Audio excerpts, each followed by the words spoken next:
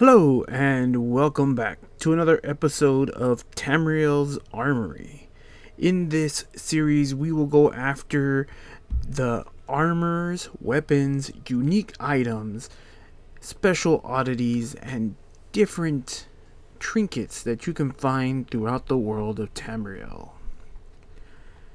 Today's episode, we are going over the set known as Shadow of Red Mountain.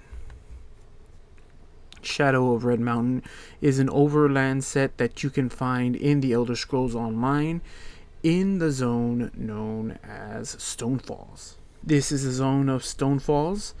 It is part of the Ebonheart Pack. This is the first main zone that you come to when you are doing the Ebonheart Pack storyline after you have completed the missions in Bleak Rock and Balfoya. This is your first main zone, and of the 3 sets that you can collect here that are from the Overland, the Shadow of Red Mountain is one of them. Shadow of Red Mountain. These are its effects. 2 items add 129 weapon and spell damage, 3 items add 1096 maximum stamina, 4 items add 657 critical chance, and 5 items. When you deal damage with a weapon, you spawn a volcano that erupts 1 second, launching liquid hot lava at the closest enemy, doing 1860 flame damage. This effect can occur once every 8 seconds and scales off the higher of your weapon and or spell damage. So this is one of the more unique sets that you can find in the Elder Scrolls Online because it actually spawns something. There aren't many sets that you can find in the world of Tamriel that will actually spawn an item that will help you in combat. This one just happens to spawn a mini volcano that helps you out. There are special items that you can get for this set, which we'll go over later on in the video, but do know that you can get them. Since it is an overland set in the Elder Scrolls Online, it has specific drops that you have to go and do to get. So if you're looking for the waist or the foot item of this set, you'll have to defeat delve bosses. Overland bosses or world bosses will drop chest, leg, and weapons. Public dungeon bosses drop shoulders, hands, and weapons as well. You can find chest or world events, also known as dark anchors in this zone, will drop jewelry. Treasure chests have a chance to grant any set piece that can drop in that zone. So that means if you open up a treasure chest in the zone of Stonefalls, you have a chance to get a Shadow of Red Mountain piece, and it could be jewelry, armor, or weapon. And of course, completing zone quests will also give you a chance at giving those overland pieces, and some zone quests actually give you unique ones. Speaking of those, let's head into the unique items that you can find. And here we go. Here's the list. Ankar's Silent Slippers, Cruel Quarma Leggings, Jur High Leggings of the Red Mountain, Falkwind's Shade Wrap, House Council's Cowl,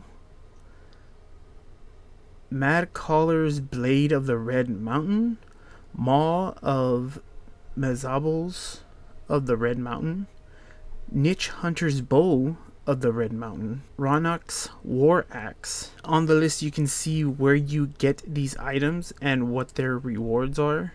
So they'll either say a unique drop from a certain world boss or a reward from a quest. As for the lore of this item, Shadow of Red Mountain is referring to Red Mountain itself. In times when the mountain is active, the Dark Elf people see it as a bad omen. And you'll see priests of Vivek teaching that they should not fear the Red Mountain, that it is a trial like any other, and that in times of trouble, the Dunmer people should come together. In that specific sermon, I'll put a picture up of the sermon right here. As we see in the sermon, We do call upon House Redarin to bolster our structures, physical and moral, building the new and rebuilding the old, and to keep us on the righteous path.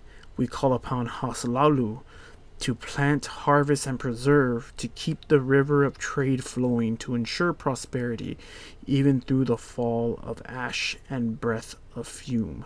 We call upon House Telvanni to be wise and forbearing, sharing of insights and enchantments, for they are not of the pact, they are still of our people. Although I only read this small snippet, this is basically what it means when they're talking about the shadow of Red Mountain, that the dumber people have to come together. I'm not going to go too deep into it, but there is something known as the House of Troubles, which tempt the Dunmer people away from their faith and following a certain path. While no Daedric prince may stir Red Mountain, there are Daedra attached to Red Mountain.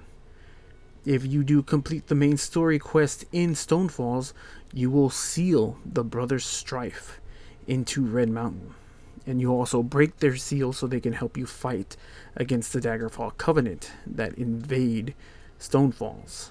This makes an upheaval in Red Mountain, making it erupt, spewing ash all over Stonefalls. And this is where this sermon has come from. That even though there is trouble, we must stand united, is what the priest of Vivec call for. And so, as seen in the set, as long as you stand united with your group, Red Mountain will bring troubles for your enemies. And that's exactly what happens in the Stonefalls questline. That is the lore for the set. Now moving on to its actual usability in its game.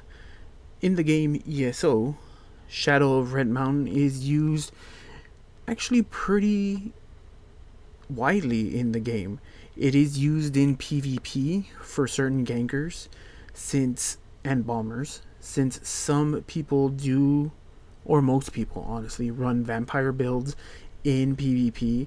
The extra fire damage that the volcano gives you actually does a lot of damage. And if you're coming in and ganking a group of people and there's vampires, then you're more than likely to kill them. It's also used in PvP as well. It is a good damage dealing set, especially since a lot of people use flame staffs to proc other sets. And since you are doing fire damage, that will proc those sets. The set that comes to mind is Kinross, which goes off procting of fire damage. There are some other sets that also proc off fire damage.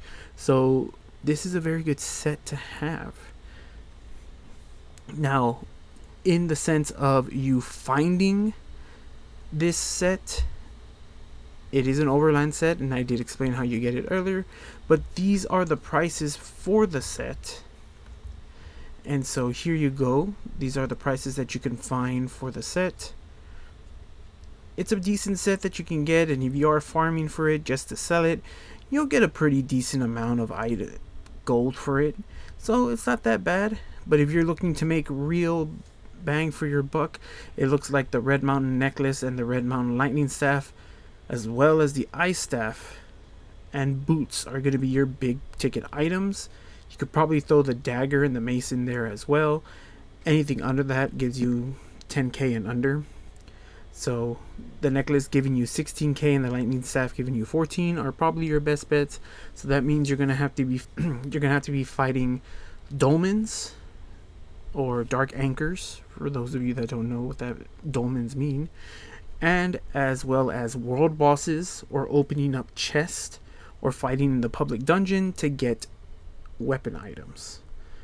So it is a good set to have overall, and it should be one that you're looking for, especially if you're using a lot of fire in your build. Hopefully this stroll in the Armory helped you decide about the Shadow of the Red Mountain set in the Elder Scrolls Online. If you did enjoy our stroll through the armory and these dulcet tones, then hit that subscribe button, ring that notification bell, and do whatever else the YouTube gods demand of you, like leaving a comment and liking the video so that way other people can see. If you do have a set or an item that you would like me to go over in Tamriel's armory, leave it in a comment down below and I'll get to that sooner rather than later. But until then, my friends, remember, someone out there appreciates you because I appreciate you. May Azora's glow guide you ever warmly. Bye!